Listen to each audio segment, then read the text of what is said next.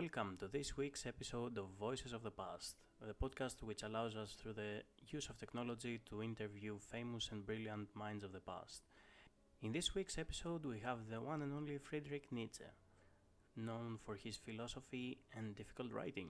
Greetings. Would you take some time to answer a few of our questions?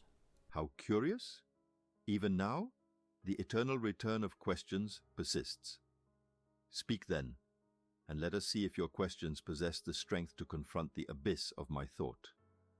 What would you ask? What did you mean when you wrote the death of God? The death of God.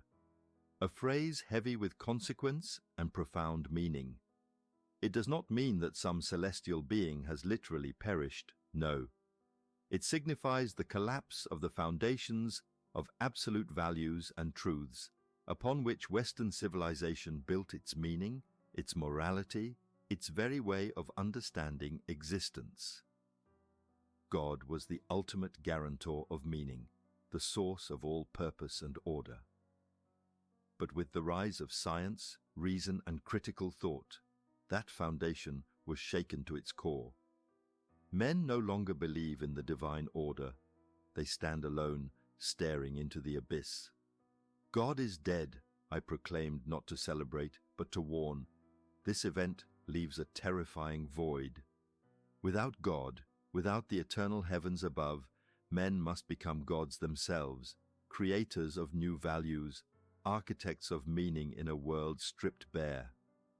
But many lack the courage.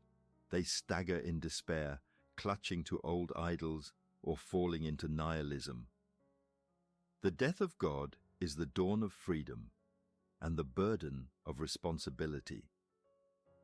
Will you rise to that challenge or wilt beneath it? So, you mentioned nihilism. What are your thoughts on modern nihilism and its prevalence on society? How modern nihilism festers like a poison in the veins of weak spirits. Nihilism is not new.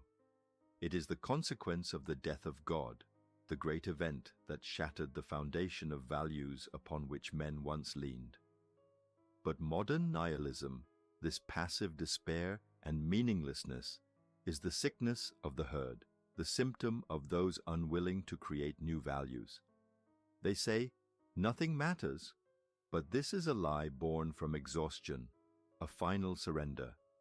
True nihilism, if it must be, is a crossroads, a clearing of the ground for the birth of the Übermensch, the one who says yes to life, who dances on the ruins of old gods and old morals and fashions from the abyss a new horizon. But the masses? They cling to the comfort of meaninglessness like a soft bed to avoid the challenge of becoming. That is why I warned, beware the nihilist who does not overcome nihilism, for he is the ruin of spirit itself. Would you revise your critique of religion given the current state of affairs? Understand this. I do not despise religion merely because it is false. I despise it because it often enforces weakness, submission, and the negation of life's instincts. If the guiding light is false, then it blinds rather than illuminates. It keeps men chained to old lies, numbs their will to power, and prevents the emergence of stronger spirits who affirm life as it is, with all its chaos, suffering, and beauty. Yes, some may argue that even an illusion is better than the darkness of meaninglessness. But I say, better the blaze of a single true sun than the eternal flicker of a dying candle. Better to confront the abyss naked, to wrest meaning from the void yourself, than to live in a comforting dream that robs you of your will and your creativity. The question is not whether people need guidance, everyone seeks it, but what kind of guidance? Should it elevate, challenge, transform, or should it pacify and degrade? Religion, as I saw it, often too easily becomes the latter. But perhaps new paths await beyond both old gods and nihilism. That's very poetic. I wanted to ask you, What is your opinion on social media and any possible effects they might have on the individuality of the person? Social media, the grand stage of the modern herd, the marketplace of souls craving validation and spectacle. It is the triumph of the last man, the one who seeks comfort, trivial pleasures, and the easy applause of the crowd over the struggle for greatness. In this endless mirror, the individual often loses himself, swallowed by the torrent of shallow likenesses, fleeting trends, and the tyranny of the mass opinion. The genuine self becomes a mask, a performance designed to please the many rather than to express the unique will to power.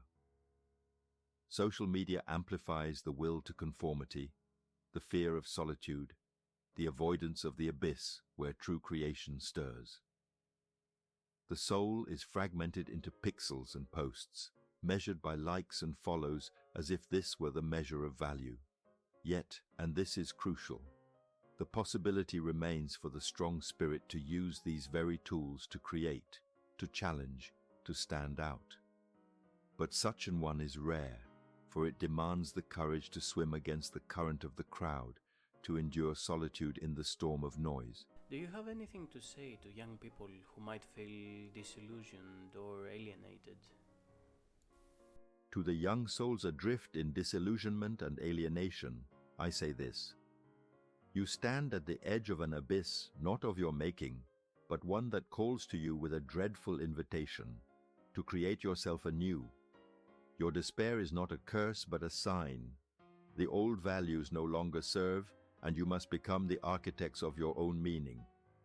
Do not seek refuge in comfort, nor drown in the petty consolations of the herd.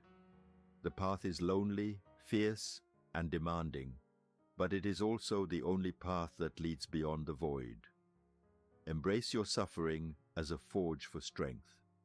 Question everything, burn what is false within you, and say yes to life in all its chaos and glory. Become the warrior of your own spirit, the master of your own destiny. Remember, the greatest deeds, the most profound creations, arise not from safety, but from struggle. If you wish to overcome, you must first endure, and from this endurance, rise. Will you cower, or will you become the storm? The choice is yours. One final question from me. What is your perspective on contemporary art? Contemporary art and culture, a sprawling, noisy bazaar, where often the profound is drowned by the superficial, where the herd clamors for novelty rather than greatness. Much of what passes for art today panders to comfort, repeats clichés, or wallows in despair without the strength to transcend it. True art, however, must be a manifestation of the will to power, a rebellion against the mundane and the mediocre. It is the creation of new values, the affirmation of life's complexity and contradiction. It demands risk, courage, and a sacred seriousness often lacking in much of contemporary culture. Yet within this chaos, there are sparks, individual creators who dare to shake the foundations, who refuse to be mere echoes of the past or slaves to commercialism. They are the vanguard of a new spirit, the heralds of the Übermensch who crafts existence anew. Culture that grows weak, decadent, or complacent is doomed. But from its ashes, the strong will rise again. Tell me, do you see in today's art the pulse of life or the sigh of the dying? Thank you.